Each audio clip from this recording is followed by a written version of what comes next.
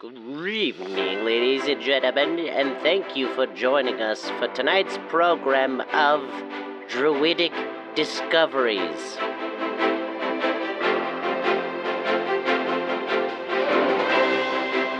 Of all the genres in metaldom, none have produced the sheer number of bands, fans, or Ace Ventura cameos as death metal. It is through death metal that hordes of thick-necked, fast-fingered cellar dwellers emerge to deliver a dire message unto this world. Death is the only truth. Fuck yeah, it is! To this day, stop at any gas station from Dubuque to Gary, and surely you'll find a group of full-figured death metal fans of varying girth, clad in sweatpants and high tops as they gulp cheese-stuffed roller dogs. Talking about us? It's beautiful to watch this new American buffalo grazing in its natural quick-trip habitat, in numbers once thought unsustainable for hot dog manufacturers. Yes, despite the odds, death metal has persisted as a genre for nearly 40 years. But things weren't always so putrid. In the mid-'80s, a foul stench of rot first began to rise from the depths of Florida swamps, encasing the Sunshine State in a fetid plume of decaying sinew, bone, and bile. So, contact your next of kin, select a tasteful urn, and whisper your final words, because today the Druids explore how the quaint stripper town of Tampa Bay, Florida would become the epicenter of the burgeoning death metal movement. Storm Ruler, let that casket go!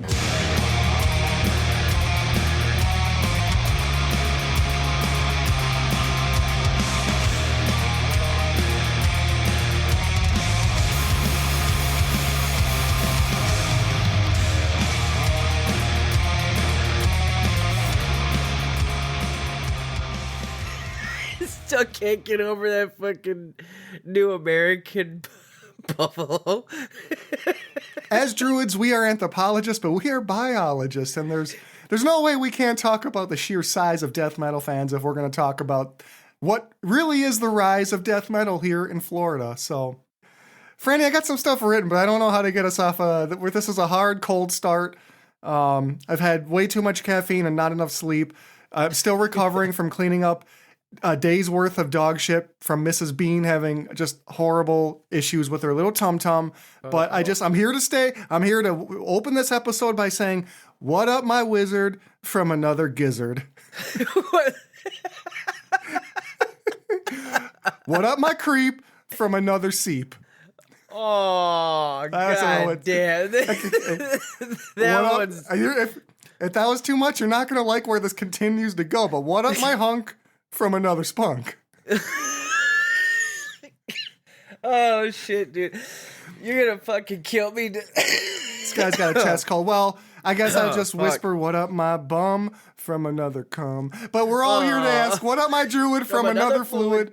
Frannie, how the hell are you? Oh, man. I'm doing real good, man. I'm doing real good. As you know, and as I'm sure the droomies out there can hear, I'm getting over a little bit of a sinus funk. Everything's starting to break up, and it's the worst part, but also the best part, because, like I said, everything's starting to break up, and I'm starting to breathe clearly again, but with that comes, like, just phlegm and mucus from everywhere. It's crazy, man. You got the post-nasal drip. Yeah. I am not, I mean, you're not exactly out of your comfort zone with having a little drip coat in the back of your throat. So I think when all things are said and done, you're going to look back on this weekend and say that was more of the same over in the Frannie household. But folks, we're here to have just a fantastic look-see into the rise of Floridian death metal. And be sure to stick around until the end of the episode, because we've got a special fucking Easter egg for you. And all season long, you're going to want to stick around for that full episode, because we are bespeckling these shows with a tiding that you just need to hear for yourself. So like the fucking show, follow, subscribe, give us a rating. As a content creator, I hate having to say that, but the fact is, it really helps us out. Frannie, before we dive in to the death metal bonanza, we are in kind of a strange holding pattern in that there's a lot of shows coming up, but they just haven't kicked off quite yet. So in the next episode, you can expect some coverage of bands like Uada, Wolves in the Throne Room. Jeez, I'm so looking forward to that show. We've got Lucifer coming. We've got Bell Witch. And I think one of your youngsters of watch is 200 stab wounds coming through. Ooh. Hell yeah. Man, that's going to be crazy. And then we also got Cannibal Corpse, fucking Mayhem, Gore Guts, which we've reviewed on the show. I'm super stoked about them. And Blood The Incantation one as true well. Mayhem. Oh, yeah, the one true Mayhem, exactly. Lord. I know, it's going to be crazy. Catatonia, I'm a huge... there's no way not to sound so like Minnesotan when Catatonia. Catatonia's coming. I'm gonna have to pick out a new pair of shoes to stare at when I go see them because minimum movement required at that show. But a fantastic band. Well, Frannie, before we launch into it, I understand you are returning from a trip to New Orleans, and I have never been down to the Big Easy. I think that's the Big Easy, isn't it? Am I fucking imagining that? The Big Easy, like, the Big Sleazy. The Big Sleazy, Young Jeezy. Give us your full report. Oh, yeah. Like Wrecker said, I just got back from New Orleans. The Big Easy, the Big Sleazy. Got a ton of beignets, lots of drinks. It was a good time. And, as I was going down there, spending a lot of fun, or spending time with Mrs. Frannie, certain things kept going through my mind where I realized that going back to episode 3 of Concert Survival Guide, a lot of those tips that we had in that episode rang true and were very applicable to going down to New Orleans, specifically like Bourbon Street, Frenchman Street, anywhere in the French Quarter. I mean, I know we say watch where you stand at a show because you might get crop tossed, but from what I've heard, the entirety of New Orleans smells like piss. Well, specifically Bourbon Street, yeah. So, and that's because there is piss, either horse or people piss. There's also shit. People piss. Yeah, people don't give a fuck, man. They'll piss right on the side of a building. I don't want to go any place where I have to. I'm not happy anywhere where I have to differentiate the type of piss I'm talking about. Well, sometimes you can't tell. Jesus. Yeah. But there's also things that, like I said, are applicable. So, one being buzz management, okay? Out of concerts, it's a marathon also, right? But specifically going down to New Orleans to have a good time or whatever, it is a marathon. You don't want to blow your wad on the first night and then just really mess up your rest of the time down there because you're not going to have a good time. Especially after your third, hand grenade. That shit creeps up on you, and it creeps up on you fast, all right? Buzz management. Paulie Walnuts, he was right all along. Just like you said, the shoelaces, holy God. Of all places, do you think concerts, especially metal concerts, are bad, dude? You go to a Bourbon Street bathroom, you're better off wearing Crocs where you don't even have to wear shoelaces. I'm telling you right now, dog. Some of them bathrooms are fucking torched, dude. You got to get a Brownie brand shoelace to get maximum absorption. Oh, that trucker. God. Oh, I'm just burning them afterwards. Yucky. I'm just burning them afterwards, man. Fuck that. No, thank you. No, thank you. Well, what the hell did you do down there? What did you do? I mean, what is there to do other than just drink and eat? Just drink and eat, baby. Yeah, man. We had a lot of good drinks. We went to my favorite bar on the face of the earth, Aaron Rose. Shout out to Aaron Rose. Anybody listening from New Orleans, you know what I'm talking about. That bar is amazing. Got some char grilled oysters on the half shell. If you ever have those, amazing. Can't recommend those enough.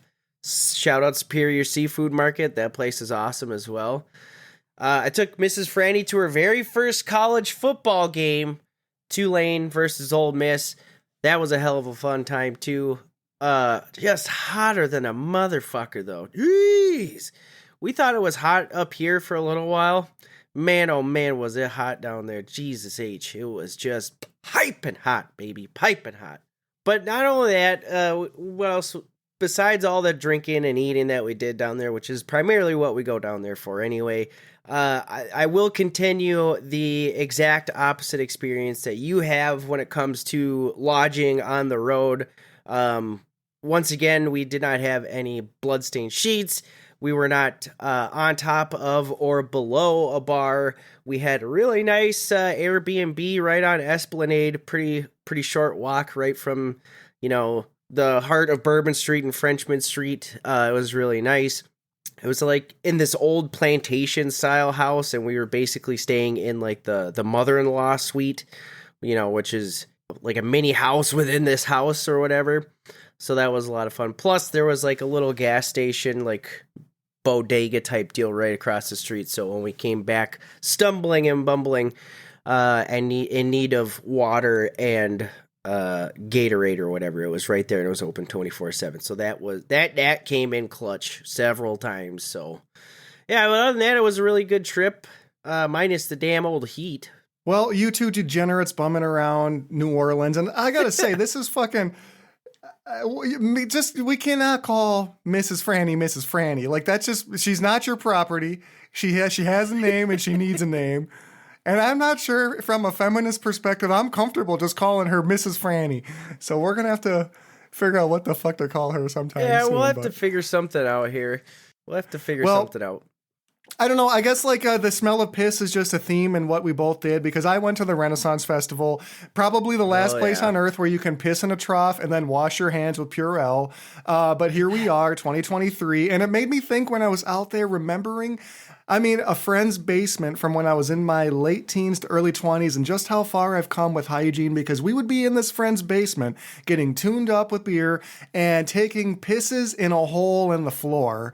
And 5 feet from where we were sitting and coming back and, let me get that video game controller and just passing it. Let me see that smoking implement. Pass that over here.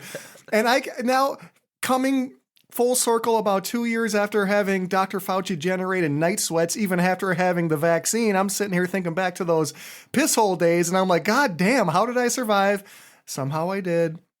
But at some point while I'm at the Renaissance Festival, all these happy memories of urine come flooding back, and I'm reminded that we actually have a pretty strong ability to build antibodies, and if you go to a Renaissance Festival, you're going to be walking out pretty well self-immunized against all sorts of plagues, pox, and pestilence. But my biggest lesson of the day at the Renfest this year, Frannie, don't ever let another man carry your money. Wait, what? Don't ever let another man carry your money. I was instantly on the wrong side of a pimp hoe dynamic because I let another man carry my money. When I go to the Renfest, I've got a pooch. I've got a side pooch, and I strap it to my kilt, but it is not trustworthy. I'm sitting here walking around with like an office clip, like a poor motherfucker trying to hold on to my credit cards and my cash. Like, it just looks low budget. But here I am with a little friend of ours who I think and he's got the most well-made leather pouch where he can fit basically a 13-inch TV, and I look over at him like, Daddy Pouch, can you hold my money? But for the rest of the day, I felt like I was in a Scared Straight episode. Like, he's asking me, like, put your hand around the loop of my belt, bitch. I'm holding your money. And I'm like, yes, sir. So I learned a big fucking lesson. Don't ever let another man carry your money. It'll instantly put you on the wrong side of a pimp hoe dynamic. Or maybe, depending on how you feel about it, maybe you're a power bottom and that's the right side of the dynamic. Yeah. I'm not judging. I just want to say I wasn't prepared for it. I would like a little bit more lead up to finding myself in that sort of relationship. But that's neither here nor there. At least give me like a cold cider or something before we enter this kind of engagement. Jeez. Give me a warm cider. Give me a mulled wine and I'll be happy. Just give me something. Don't just expect me to loophole your belt and never look you in the eye because I'm beneath you. Oh man, that's crazy. How could you let that happen to yourself? That's crazy. I had no self-respect. And I was at the festival. Well, some would call it the show, baby. It is a show. The people watching is undefeated, unparalleled. There's a huge amount of overlap with heavy metal at a Renaissance festival. And once upon a time, I would have said there's a lot of power metal fans at this thing. At this point, I don't even know what genre is most prevalent there because I'm seeing all the denizens of the heavy metal scene clad in various attires from different eras, looking fucking ridiculous and giving each other the horns. And I'm seeing Iron Maiden shirts. I'm seeing Camelot shirts. I feel weird making a death metal growl for Camelot, but I saw Camelot shirts. Just tasteful band. And I think like we've talked a lot about caste systems, whether it's at Matter Power, whether it's with Keepers of the Faith and the various types of heavy metal fans there are, but there is a solid caste system with employment at the Renaissance Festival. Oh, yeah. And like, I mean, it's very much a carny sort of lifestyle. And those pickle boys, those pickle vendors are absolutely the untouchables of that caste system. I feel terrible for them. They're trying to sell pickles all day long. They're 3 feet from a dumpster, and they're trying to beckon you. I mean, singing songs. They're like you said, they are the absolute, other people, a layer of dirt followed by some shit, and then there's the pickle people. They're looking up at shit. They're looking up at the porta potty cleaners like, I want that life. I aspire to be a privy cleaner at some point in my career at Renfest. I mean, the Renfest has Trekkies at it at this point. It's got Star Wars fans at this point. Yeah, so I don't know what the Renaissance is anymore. And there's Trekkies crawling all over the place, but they're not to be fucked with. They're sort of like black metal fans. They've got a lot of loyalty, but I think if they just put up a CrossFit sign here or there, you would instantly see just a groundswell exit, a mass force exit of Trekkies from the festival. But the Star Wars fans, they might need a little bit more. I feel like they're slightly more fit, would probably need a Planet Fitness, $10 a month. Terrible gym, but great if you're into Star Wars. So, oh, man. Frannie, looking ahead, we've got our Samhain special next month where we are going to revisit maybe our Freddy Jason Pinhead fuck bonanza, where we hypothesized, fuck, marry, kill, Freddy Jason Pinhead. Who you got? I think it's been a year since we took that extremely academic, research-based, intellectual conversation to the masses. We have to revisit it, a retrospective, a year later, the tell-all from my life with Freddy. I was about to say, I want to know how it is after the honeymoon period and everything like that. I want to know how things are going in the Freddy Wrecker household, man. Let me tell you something. Fred puts on a great face for people. He's very charismatic, but when you see his mask slip, it's not fucking pretty. So he's, and I say that knowing he's got 3rd-degree burns over his entire fucking body. But this motherfucker's a lot of, when you see what's really inside of him, it's not what you would expect. I'll just tell you that right now. So blink twice if you need help, Wrecker. Blink twice. Sharpen my blades, my true life story of life with Freddy next month. Here on the Druids of Doom. You're going to want to hear it. And we might have to revisit a little heavy metal horror crossover, maybe some horror movies. I've already been watching some films trying to brush up. I'm ready for Halloween, Franny. I'm fucking ready for the leaves to change. I know, man. I know. Fall is definitely one of my favorite times of the year, especially with the pretty colors in the trees. And the movies as well, but the temperature change is what I crave the most, because I am a 70-degree slut. I love the mild temperatures, cool at night, decent during the day. Just give it to me all year round. Love it. Please and thank you. Well, before we really start to get crazy and go into Halloween, we have to take matters into our own hands and deal with the subject at hand, which is Floridian Death Metal. So it came from the swamps, the rise of Floridian Death Metal. And this is sort of I wouldn't say it's a companion listening to our Black Metal Brain Eaters episode, but it definitely feels more like a history sort of episode. So pull up a chair, fucking get your lidocaine patch strapped against your back, and we're going to just get real comfy together as we look at this now legendary and still essential scene that was the Floridian Death Metal scene. So, Franny, I hate to even have to do this, but we do have a lot of listeners who are maybe new to heavy metal. So let's just set some grounding assumptions around what death metal is.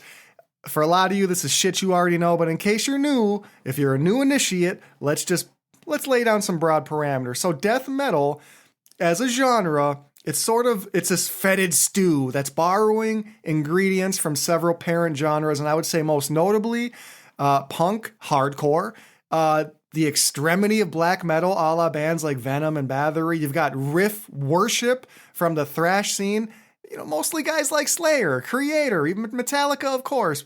And then lastly, the pace of speed metal. So you're thinking bands like Running Wild or Motorhead. And of all those genres, I want to really just say those hardcore bands like Minor Threat and Circle Jerks and Black Flag, they really are sort of unappreciated at times in the heavy metal community, but they were fucking pivotal to forming this early conglomerates of sound that our would-be death metal pioneers would be pulling from. Especially Black Flag, man. I mean, there's a lot of Black Flag fans out there, but I definitely kind of agree with what you're saying. They do get kind of the shaft sometimes. In badass logo. Fucking A, man. I tell you what. I see a tattoo of someone with a Black Flag tattoo. I want to come talk to them, and I'm scared. Like, is this a trendy tattoo, or do they know what they got? I don't know. Well, in terms of sound. Setting aside Slayer, you can see a distinctly European influence on a lot of these early American death metal bands that we're going to talk about. Namely bands like Bathory and Hellhammer, I especially think of. Just aggressive, extreme music for the time. Still sounds heavy today, and they all help contribute to this death metal sound that we're here to talk about today. This Floridian death metal sound that we're here to talk about, because it is distinct.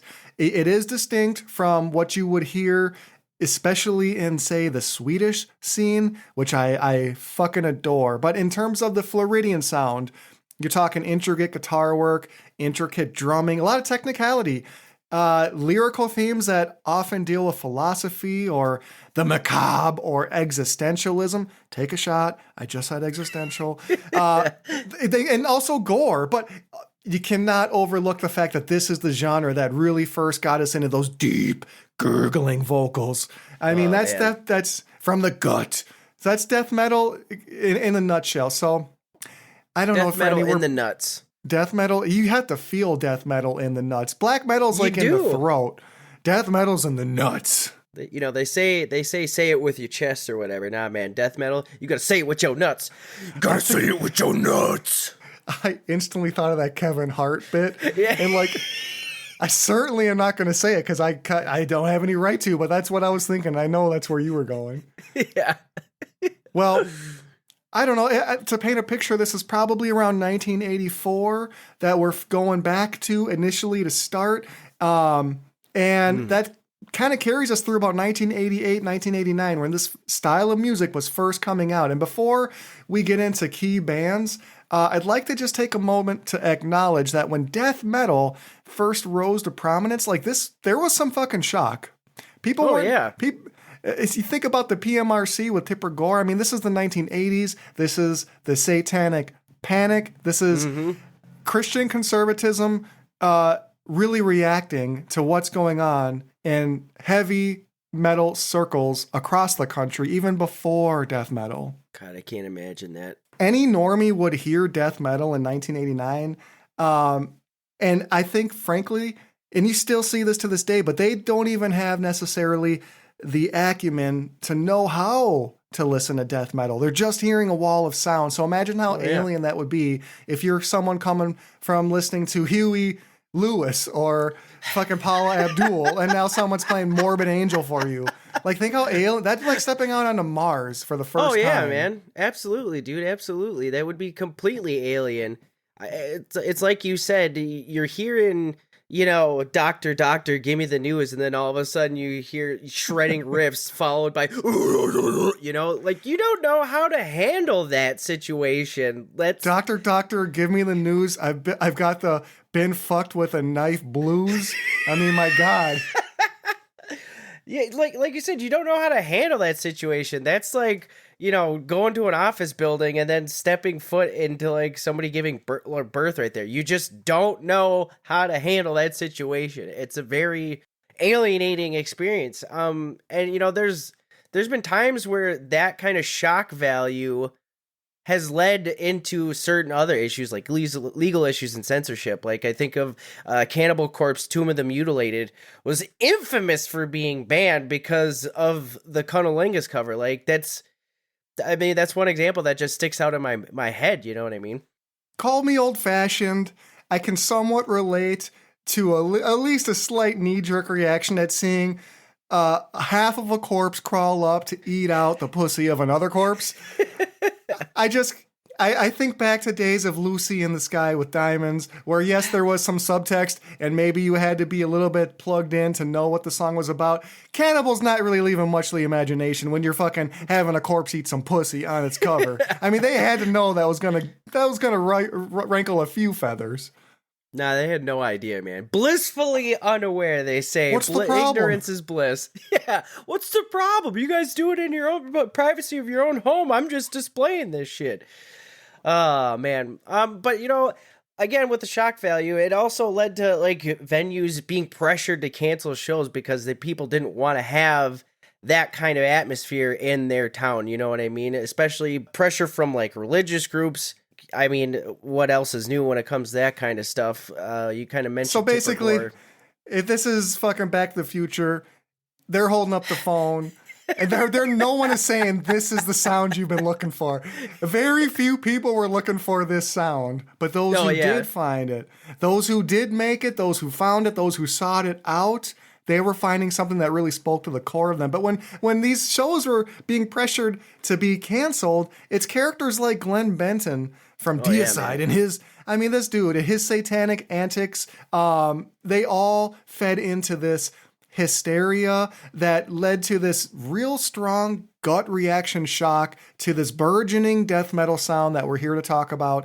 And there were, Frannie, you know this. You've been on an old school death metal kick from day fucking one, but there are a lot of pivotal goddamn bands that we have to at least mention, because today we're always trying to keep this shit under an hour, so we can't deep dive all these fucking bands, but we've got some major players. We've got, of course, starting with Death. You have to start with Death. Oh, you have to. 100%, man, you have to. But that goes without saying that you also have to mention Morbid Angel. You've got Obituary, still touring goddamn almost every month of the year. Obituary. I can't think of a band who, on this list, I've seen more than Obituary. So they're still the Yale. And I love seeing them, man. Love them. John Tardy all day. John Tardy for Congress. But we also have, we got to get that fucking, hey, look, if John Tardy is thinking of running for office, let us put that campaign together. He will landslide. He will fucking landslide his way into office. Oh my God. Look, John, just crushing victory. We'll humanize you. We will repackage you for the masses. You're a little rough around the edges, John, but we can get you to where you need to be. We'll manage your shit for you, dog. Well, you've also got, Deicide, Atheist, and fan favorites, cult classic fan favorites, Nocturnus. Oh, God. I mean, I know you're all about the key to your heart, Nocturnus. You got a little locket around your neck. The key to my heart is Nocturnus. Absolutely. The key to my heart is Nocturnus. I need a shirt on the back to say that. And they're, what happened to Nocturnus? They got kind of broody. They got kind of into. They turned into kind of a goth band. They start singing about love songs. What's strange though is the key to my heart. Fuck. We'll put that on the shirt. Watch out for the Druids of Doom store. It's going to be the first bit of merch available. All I learned about love, I owe to Nocturnus. But a nod to Cannibal Corpse, as they're from New York, Buffalo. They're part of the Bills Mafia, but they relocated to Florida pretty much right away in the early 90s. So maybe they're a bit of a surrogate, maybe they're a wash ashore, but I absolutely am including them in this list of, Tampa Bay, Orlando-based, Fort Lauderdale bands, and you've got Monstrosity. So it's a veritable who's who of old school death metal. But why Florida, Frannie? How the fuck did Florida become the Nashville of death metal? And before we launch into it, I'm just going to say it's three things. It's fucking three things. It's a vibe, it's a very special recording studio, and it's what I like to call the Renaissance effect. Frannie, the vibe. If Tampa Bay is the Nashville of death metal, talk to me about the vibe that led to this. What's the culture like? 1984, what's the culture like? Well, if you've been to Florida, right, you have a window into the past of what it was like back then. Just a freewheeling, insane place to be at, right? I mean, think about it. The drinking age wasn't raised to 21 until 1985. So you had a lot of younger musicians and a lot of younger bands were able to cut their teeth in the bar scene and get fucked up while they were doing it. That's a big draw, especially like if put myself in that situation, I definitely would want to go down to Florida, even if that was just. You tell me I can drink at 19, I'm there. Exactly. What? Who wouldn't want that? You know what I mean? And this led to more artists needing and wanting to record, because of this kind of influx of people. I like how you open by just saying, "Have you been to Florida?" Like, are you aware of Florida? Have you heard of Florida? Have you heard of the things that happen in Florida? Oh man. Well, but I mean, a very active bar scene is what I'm hearing, and I know that, of course, it's being Tampa. Lots and lots of strippers. Oh my a conglomeration. God. I mean, like, hey. Hey now, you're talking lots and lots of strippers, and the drinking age isn't raised until 1985, right around the time that all this shit is popping off. And there is a conglomeration of fucking old people in Florida, which it's hard to say that this actually tied into the rise of death metal, but there's something about just being surrounded by people about to die that makes a man think about his own mortality. You know what I'm saying? Like, you got a cemetery on one side, you got an elder care facility looking at it on the other, and in between is a garage band. What are we going to sing about? Well, I'm surrounded by death. It's a natural fit, is all I'm saying. Death. Yeah, I got to sing about it, man. If only in part to piss off all the old people, you know what I mean? Like, almost as an act of rebellion, too. Fuck them country club goers. Fuck your fairway. So, Frannie, a lot of these burgeoning death metal bands and fans, they're all trying their damnedest to not get 86th and kicked out of one of these Tampa Bay bars, and it sounds like it would have been hard to do even if you wanted to do it. But setting aside the vibe and the culture, I also want to mention a recording studio that, without their existence, without their technology, without their vision, I don't think we have death metal today. And that's not an understatement. Morris Sound Recording Studios, opened by brothers Jim and Tom Morris, they really set the bar for how this music should sound. And they had a really interesting philosophy on their approach to working with death metal bands. And that was that even if music, in this case death metal, may not sound like something people are familiar with, or may not sound even good to some people's ears, it still deserved to sound fucking good. Hell so yeah. right from, I mean, you think about these young death metal acts, they're kind of gnarly looking. They maybe don't fit the dominant culture's view of how a young man should walk through this earth. And they instantly treat these young bands with respect. And so I want to throw this out there. I think it's really interesting. These two audio engineers are also both former electrical and chemical engineers, respectively. So Jim and Tom Morris Sound Studios. Crazy, man. That's so crazy. They took death metal from what could have been a sort of raw, lo-fi black metal sound, and they gave it the punch that we all know it for now. And these albums that they put out still sound great because at the time, you know, we go back to this is now the mid 80s. They, for the time, had cutting edge production techniques. They had cutting edge equipment. They created a clear and brutal mix, and they're kind of known for their guitar tone from fucking hell, as evidenced by some of the bands they worked with straight away. So, and I'm pretty sure that some bands actually moved to Florida just to record with them. Yeah, absolutely, man. There, like you said, there were bands that came out of state. Notably Cannibal Corpse, they moved from New York to Florida. They relocated. Now, not just came to record there, they relocated to Florida just to work with Morris Sound. Malevolent Creation, a band that I love and cherish, a band that I've reviewed on the show, they also moved to Florida as well to record with Morris Sound because of how well they treated the artists that came through to record with them. The first recorded metal band ever there was Savatage, who would later become the Trans-Siberian Orchestra, something I learned very recently, which blows my fucking mind. It's absolutely crazy. Also, the first death metal band that you and I love to death is Obituary. That was the first death metal band they recorded with Morrisound.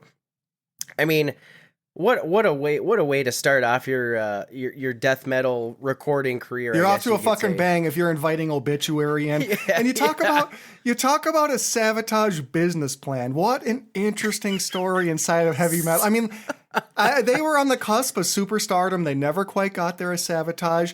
And so the boys sat down. They're like, I think we should become a touring arena Christmas act. And to this day, they're selling out fucking shows the world over. That's some fucking vision.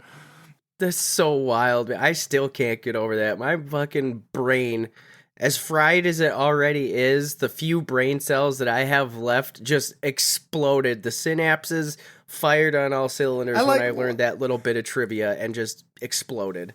I'm really just touched that you pluralized synapse as if you've got more than one right now. Your synapse is firing, sir. Giving yourself a lot of credit with those pluralized synapses. My neuron is working today.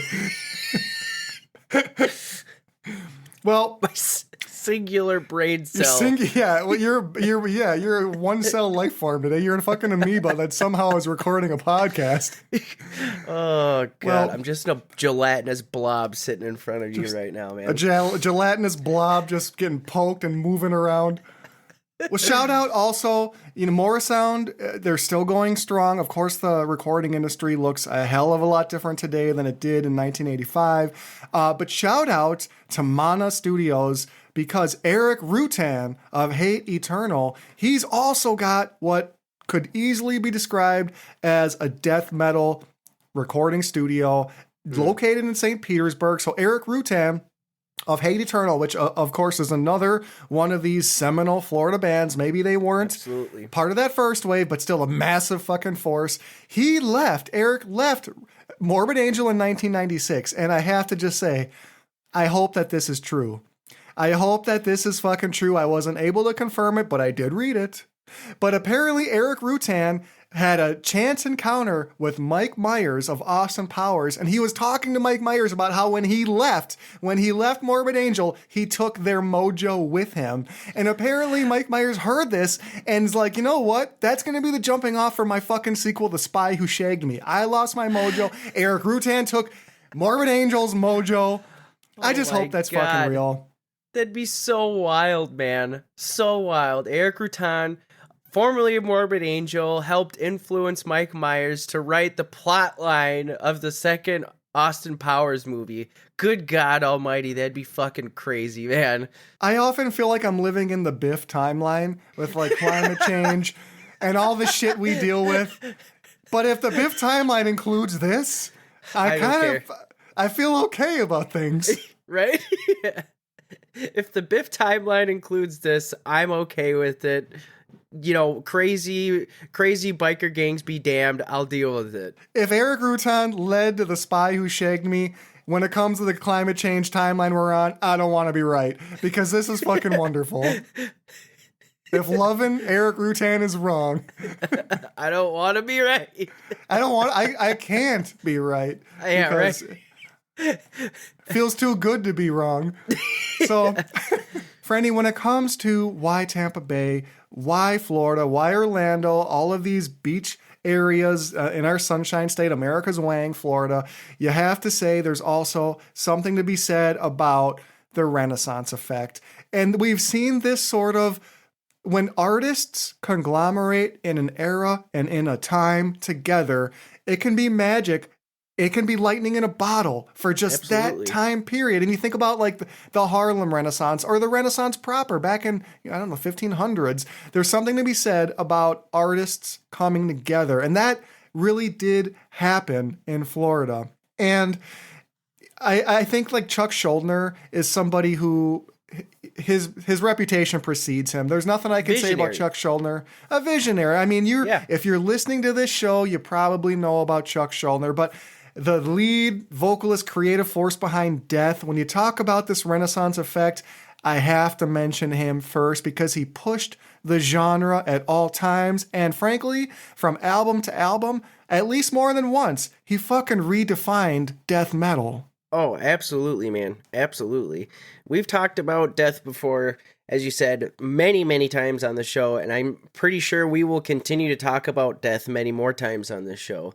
And that's for a reason, though, because Chuck Schuldiner and the rest of the boys, like you said, they push the boundaries time and time again, album after album. I mean, you look at albums like Human, and then you look at something like Symbolic or Leprosy. Like you can feel and hear these changes from album to album, and it, like you said, it redefines itself every time they come out with something like that. And it's crazy because they do push they did push those boundaries constantly.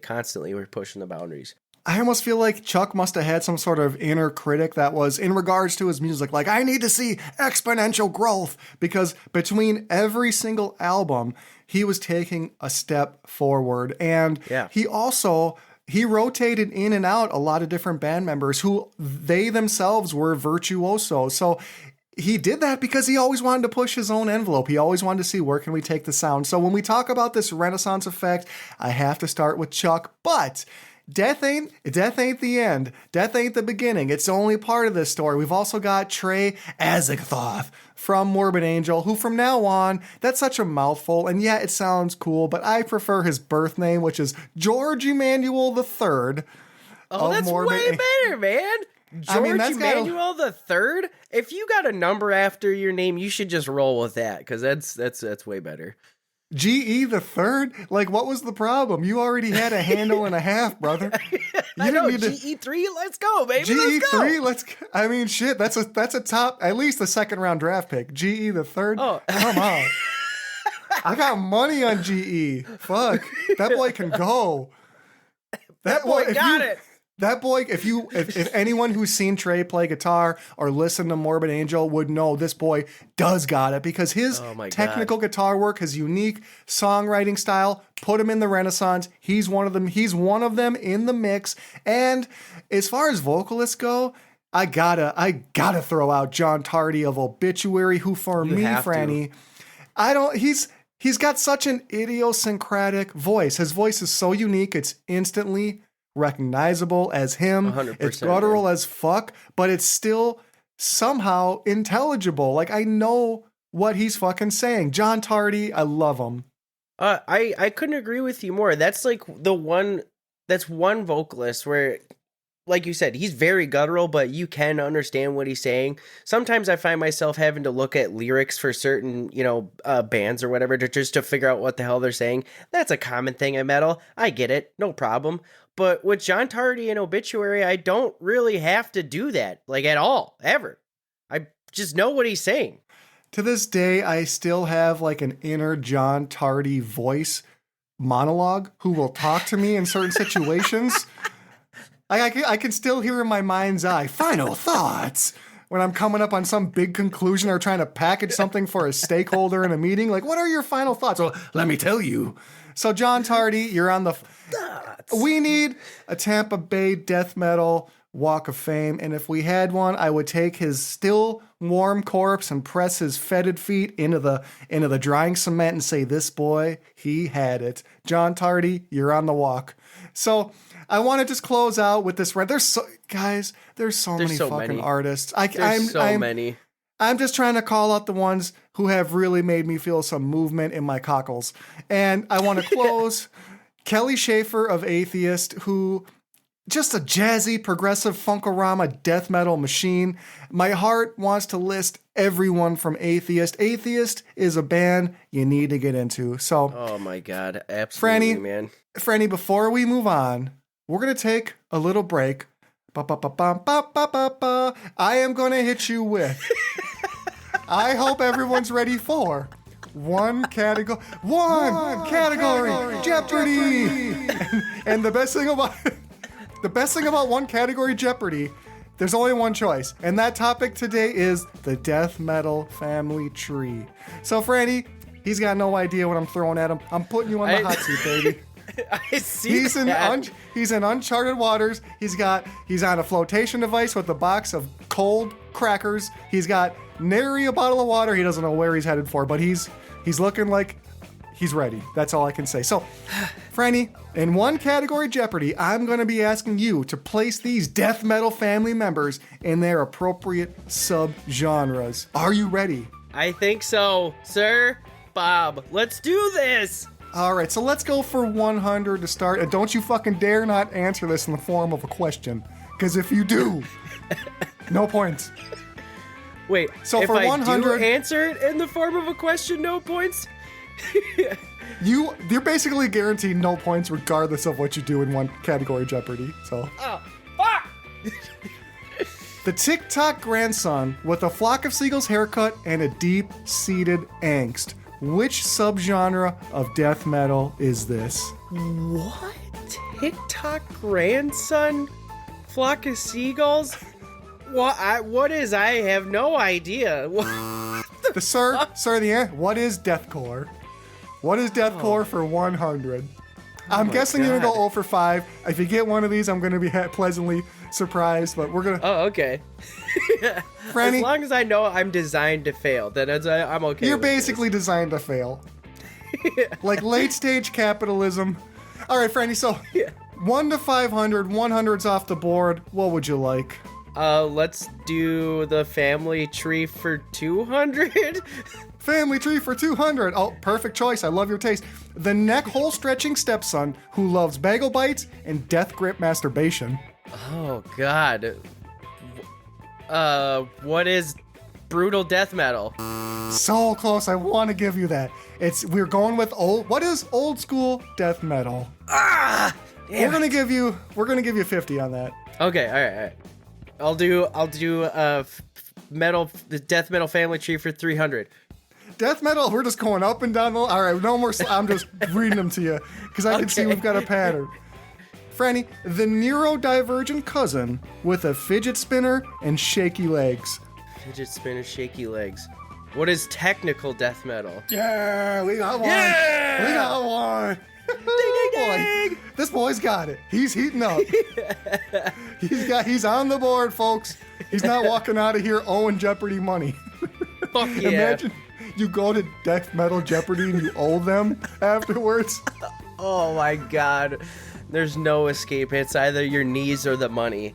Pay up, bitch. Oh shit. Well, Frannie, for 400, the uncle who collects VHS horror movies with Italian directors and swears his long-term relationship is totally real. Oh.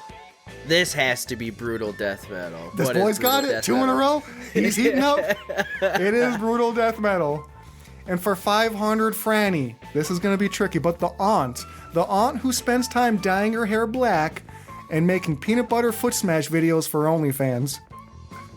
What the fuck? Oh, let's see here. Peanut butter foot smash for OnlyFans. That's gotta be a key clue there. Ah, fuck. I got nothing, man. I got nothing. Well, you've still done well, my boy.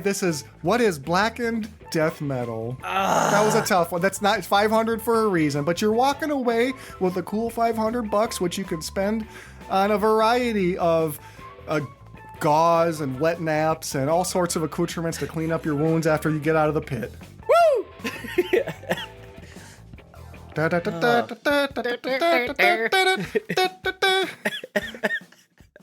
Frannie, back to as you slowly lose consciousness from lack of oxygen. This poor man is coughing. He's shaking. He's trying to make it. Essential listening in this Floridian death metal scene. My goodness, so much to choose from. Let me first we're gonna contribute towards this stereotype that death is the band you always have to talk about by just saying Death Human for me is like absolutely the death album. If you ever listen to one, Death Human. Frannie, what's your favorite essential listening death album? I would have to agree with you on this one. I would have to say Human or Leprosy. Either of those albums are just insane. Still to this day, I cherish I cherish the fact that you're the one that got me into Death because of that Leprosy album you gave it me. Still one of my favorite albums, but no matter what, you can't go wrong with Death. You can't go wrong. What else do you have for essential listening? If you were to sit someone man. down, what would you say they have to touch? Oh, one of the things besides me that they have to touch would have to be The Key by Nocturnus. I cannot praise that album enough. It is still to this day one of my favorite metal albums that I've ever discovered because of the show. Where it really I feel like tech death starts to kind of branch off is because of this album. And oh my god, it's just so good. It's so good. What can you say about it? I don't know if have you touched? So another album I'm going to add to this list, which I feel like would be perfect for you, would be Atheist's Unquestionable Presence. Jazzy, funky, progressive, alien death metal.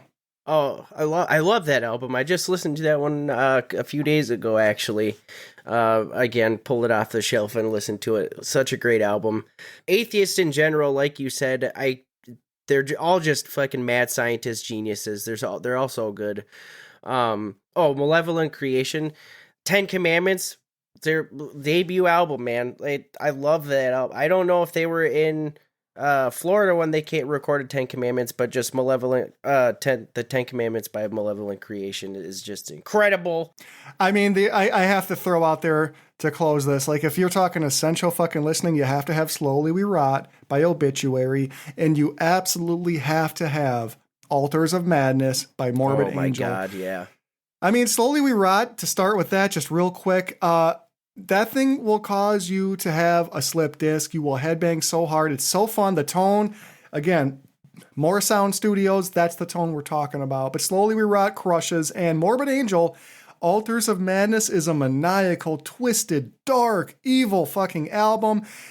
Honorable mention to Deicide's self-titled debut for the same fucking reasons of just being maniacal, evil, creative, one-of-a-kind music.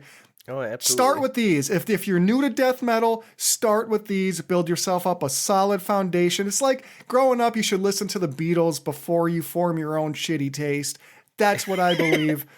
So if you're new to death metal, go back and start at the beginning, because it's really going to give you the best possible ears for what's going on now. And it'll inform what you like to listen to. Like I said, there's a lot of these bands, when this was all kind of happening, are the reasons that we have so many different subgenres within death metal, right? Like I said, tech death, you have, brutal death metal, you have all these different little subgenres and stuff like that. And this will, if you go back and listen to these bands, it'll inform your listening for what you like. Frannie, gun to your head. Who was first? Who was first for you, Death or Possessed? In the death metal timeline, who's first for you? Who do you call the true godfathers of death metal? The one true king of death metal? I would have to say Death. I don't know how I feel about it. I'd have to say Death. I have to. I mean, we can't have this talk about the rise of Floridian death metal without tackling this question, because it's the old Sex Pistols or Ramones sort of argument. Mm-hmm. And in the case of death metal, this question is sort of flawed because, for me, neither Death nor Possessed, neither of them really landed on the death metal formula with their debut album. No. Both bands absolutely pioneered this sound. That said, for me, death metal really is more defined by the early efforts of Death. But all that is to say that it's really hard to pick, and they both have their own equal stake to this claim, because on the one hand, Possessed, chronologically, they do come first. They did use the terminology death metal in their EP, Death Metal. And when they eventually dropped Seven Churches, this is 1985. This is, 2 years before Scream Bloody Gore. This is very much, for some people, the first death metal album. But when I listen to Seven Churches, I hear so much thrash. I hear a production that doesn't really sound like what was to come. And just subjectively, to me, it's kind of a boring record. I know you got to listen to it in the context of when it came out. But that said, Scream Bloody Gore, it's also bordering on 35 years old, coming out in 1987. But I'm very much into it when I hear it. So, God, gun to my head, I would say that Death was the band that more or less pioneered the sound. But there really isn't a first death metal band when it comes to these two. They both made big contributions. When I listen to Seven Churches, tracks like Evil Warriors sound like a straight B-side thrash track. But then when I listen to Scream Bloody Gore, I hear this guitar tone, this production. Songs like Zombie Ritual or Evil Dead, I get fucking chills. It's punchy. It's got this vocal delivery that is quintessentially Death, and it's got that guitar tone. So yeah, I guess I'm kind of pulling my punch a little bit by saying that they both get a little bit of credit, but for me, Death is always the band I'm going to think probably a bit more of. Absolutely, and I can't agree with that more, man. I like you said, going back to Scream Bloody Gore, you hear that the sound of Chuck's voice on that. Oh my God, chills is the right word for it, because the first time sound I heard of his that, guitar, my God, is the guitar tone. And they come out with Scream Bloody Gore in 1987, and then in 1988, Leprosy. Now for me, Leprosy, that's the album where I am now hearing unequivocally death metal. And within a year of Leprosy coming out, the whole fucking scene explodes. It's like a match in a tinderbox. You've got Altars of Madness now coming out in 1989. You got Slowly We Rot coming out in 1989. So Leprosy coming out in 88, that's really what kicks off this death metal arms race in Tampa Bay, where now no one's looking back. Now a scene is starting. Now something new is fucking happening, and it's all around this Tampa Bay area. What a fucking time to be a music fan. Man, what a time to be alive. What a time to be alive. Good God. I wish I had a time machine just so I could go back and experience some of that. Like, to actually be around when all this was kicking off.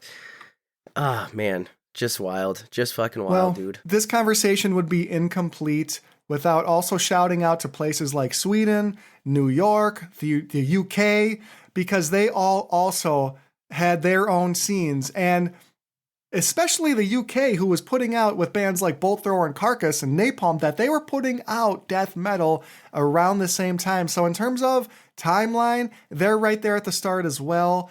For me, though, Carcass especially is a more grindy band to start. And when I think about the sound that would come to dominate the death metal formula, it really is. It really is the Florida sound. That said, I fucking love the Swedish. I love the Swedish scene. That buzzsaw guitar tone. I love Dismember. I love Entombed. So we're here to talk about Florida today, but at some point we're gonna have to take a little Spirit Airlines trip over to Sweden. Spirit Airlines. Hey man, airlines. Oh yeah. We can't afford Delta. That's a that's an 80s leather rock band name right there. Spirit Airlines. Spirit Airlines. All right. Well, oh man, Frannie, let's put a little bow on the legacy of Floridian death metal. In retrospect, if I take this scene in its entirety, I don't know if I can say anybody else pioneered death metal as much as Florida. I mean, a signature sound, technical, speedy, progressive, daring. I mean, you hear it to this day across all types of metal. I was literally just about to say that, like, all the sounds that you currently hear today in today's current brand, shall we say, of death metal, you hear a lot of those elements first introduced in the Florida death metal scene. Like you said, the punchy sounds, I mean, the clear production of a lot of things, not all of them, but a lot of the bands and albums that come out today, the clear production, just the insane gutturals and the tones of the guitars and the other instruments. Like I said, a lot of those things that you heard back then are also very predominant now today, and that's all thanks to the Florida death metal and the rise of Florida death metal. Iconic album after iconic album. If you were to just take a thumbnail look through the scene from about 1988 to 1993, just at cover art alone, you've got historic release after historic release. So Yeah. the scene's global influence, it really can't be overstated. This is a genre now that is almost 40 years old, and now we have genres inside of genres within death metal. So it's all just spawned this toxic myriad of bastard children. I mean, old school death metal right now is having a resurgence entirely Hell due yeah. to young musicians who grew up listening to this Floridian sound, and now they're putting their own spin on things. So death metal is arguably metal's biggest subgenre. Its ongoing presence this day is just a testament to the power of musical innovation and passion. I think of it this way, Franny. How many fucking genres, setting aside heavy metal, how many genres have come and gone over the 40 years that death metal has been able to persist? I mean, there's not like a diehard ska scene. Thank God, by the way. But I mean, like, or something like ragtime in the turn of the last century. That had like a run of 8 years. It's fucking gone. We got 40 years of death metal, and it's showing no signs of lack of creativity, of lack of energy. There's still a ton happening. And it's not going to slow down either, just because as new bands come up, they have such a big catalog to draw off of and get inspiration from. Like you said, going back to the Florida death metal scene where it all began, basically, coming all the way up to now, to the year of our Lord, 2023, there is so much inspiration to draw off of. And, they say that there's no new original ideas, but I deny that, because you look at death metal, yeah, there's a lot of samey stuff, but then you get bands like off the top of my head, like an Undeath, darlings of the old school death metal revival, and they are doing new things, and they're doing it in a way that makes it sound incredible. All right, Franny, well, death metal, it's in our blood. We're gonna probably continue talking shit about how much we love it, and at the same time, goddamn, it's the same thing over and over. Absolutely. But let's guide the listening journey. We got to take the Droomies in, let them know what we're listening to. And this kind of ties in to next March in the lead up to Hell's Heroes, Thursday, March 21st to Saturday, March 23rd. You got to get your fucking ass down to Houston, Texas, to the White Oak Music Hall, because Hell's Heroes is a festival that I am over the fucking moon for. It's chock full of some of the favorite bands I've been waiting forever to see. I'm talking Candlemass, Autopsy, Tank, Omen. I mean, the list goes on. Eternal Champion. It's a who's who of modern, traditional heavy metal, or bands who were there at the start. So Hell's Heroes, I want to get you amped for it over the coming months. And to that end, Franny, I want to tell you about what I would say is a rising force in the extremely healthy American melodic black metal scene. I know you're a fan of bands like Uwada. This show has been featuring Storm Ruler from day fucking one. So if you're a fan of those bands, you gotta fucking check out Houston, Texas's own Necrofire. And specifically the album I'm here to talk about today is Burning Shadows in the Southern Night, released by Seasons of Mist. So Necrofire, as said, Houston-based, melodic black metal, and I'm really like a little bit ashamed. I'm a little bit embarrassed. I gotta have a moment of vulnerability about this review. I ate an edible and I went to Trader Joe's. And as that fucking edible hit, it was right when I was in the basement. I'm getting ready to get out of my car and I'm like, okay, I gotta listen to an album to try to make the most of this. Let's go back to Necrofire, give it a third listen for the show. And as I queued that bitch up and that edible starts to hit, the wave of fear that took over me as opening track, The Fall from Heaven, hit. I mean, like, it took over me and it made me so legitimately scared, because I've been watching a lot of horror movies and I was raised in an evangelical setting. I felt the presence of Satan around me as I started to listen to this track, this opening. I mean, there's angelic singing, there's an eerie vibe, and I'm sitting here like, I got a grocery shop and I can't get out of this car. And so, like, you may, if you're listening to this, if you're rolling your eyes, I'm fucking telling you the truth. The opening of this album scared the fucking shit out of me, and I wasn't sure how to proceed. I had to collect myself. I'm like, I had to give myself a little pep talk. You got this, Wrecker. You got this. You're just going in for peas and corn. That's all it is, baby. You're trying to get yourself a little orange chicken. You put Necrofire on, and now you got a dumpy in the bottom of your pants. So what is Burning Shadows in the Southern Night sound like? Well, this is mid-tempo black metal with very much a classic, tasteful nod to that 90s sound. What does that mean? Very melodic, very icy, extremely listenable. This is not black metal that is just raw and militant. If you listen to Burning Shadows and the Southern Night, you're going to hear a lot of songs that actually stay with you. You're going to hear sounds similar to Thalkandra of Germany that we heard last year. Fantastic band, by the way. You're going to hear Stormruler. You're going to hear Uwada. This American sound right now.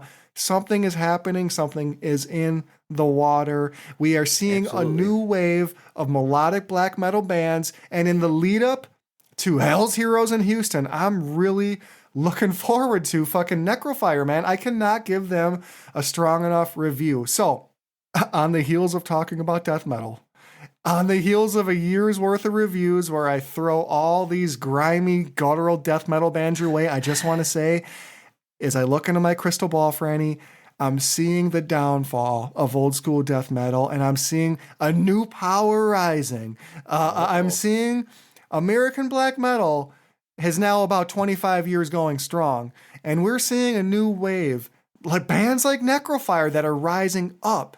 So put that in your pipe and smoke it. That old school death metal, we're about to call the fat, and we're about to get a fuckload of American black metal bands that are melodic. I just have a feeling. Okay. So when it comes to Burning Shadows in the Southern Night, and by the way, it's wild to talk about black metal in Texas. Like what a world we're in now. I mean, things have really shifted. Yeah. I mean, once upon a time, we're talking Norway and Sweden, and how can you? These boys are probably doing line dance, and they're coming out with something this fucking hard. God damn. Now we're talking St. Louis and Houston. Like, it's crazy, man. So on a frostbitten scale, where does Burning Shadows in the Southern Night land? What am I going to say about it? Well, it's like laying on a bed of ice as you stare at an oncoming blizzard. But Frannie, not with fear, but with relief. Relief to let the Craig Gold nothing take over. Relief for the calling chills of death, moving slowly past your shins, up past your ribs, and finally to your throat. Burning Shadows in the Southern Night legitimately has me excited to see what's next for these boys. I absolutely can't wait to see them at Hell's Heroes. You gotta check this album out. They're a rising force coming out of the rotten South. So, can't recommend these boys enough. Hell yeah, man. I'm gonna have to check these guys out. And Season of Mist, man, you know, you were on a big $20 spin kick, especially last season. But man, I'm telling you, Season of Mist, they're putting in work, dude. They are putting in some work right now. Season of Mist has always been a solid ass fucking label, and there are certain labels that you see the name and they come with a little bit of respect. Season of Mist is definitely one of them. Absolutely. To close, Frannie, so we've got our Samhain special next month, and I want everyone to be put on alert. It's a great time to brush up on your Freddy films. It's a great time to brush up on your Pinhead films. You're going to need that subtext as you head into next month. So, Frannie, I'm thankful to have your time. You got to go get your throat coat. You hung tough. Let's kick it off to you. Take us home. All right. Thank you very much, Druids and Droomies, for joining us on yet another incredible episode of the Druids of Doom podcast. Make sure you stick around after Stormruler for a little Easter egg we got going on. Make sure to follow us on all of our socials. Email us at druidsofdoompodcast@gmail.com with any questions or suggestions. And make sure to stick around for the next episode of Druids of Doom.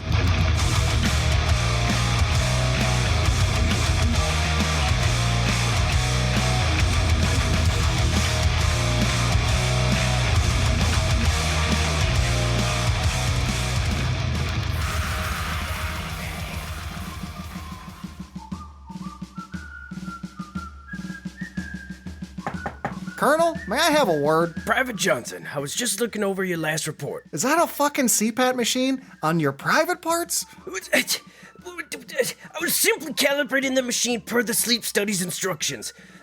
Don't look at me like that. You seriously never been curious about a wet vac before? Sir, I'm not really comfortable talking about... I'm not exactly comfortable with how good it feels either, Private, but I'm not gonna not use it. Let me get Bullwinkle back in uniform and we can talk. Fuck, it's so gray. And did you just call your cock Bullwinkle? A guy named Private Johnson is really gonna stand there and question my cock's naming convention.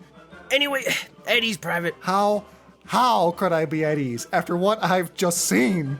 Private, I am sitting here with a half-slurped dick, a fresh CPAT, milk in my balls, so why don't you tell me what the fuck is so goddamn important? Right, it appears the Druids of Doom are showing signs of friction, sir. Operation Hobbit Rock, it's fucking working. Wrecker, he's sulking just as much as we expected he would. He fucking hates fellowship. And what about Francis? Franny's completely oblivious. He's got no fucking idea what's going on with this band Fellowship. He thinks they're a decent power metal band. Excellent work, Private. I'm gonna get back to my research. God, Colonel, one last fucking thing. I gotta get out of this office. Were you listening to Obituary? Because that is not sanctioned. I'm actually surprised at how catchy some of these riffs can be, Private Johnson. Have you ever heard Chopped in Half? It's amazing. Know the enemy, Private Johnson. Know the enemy.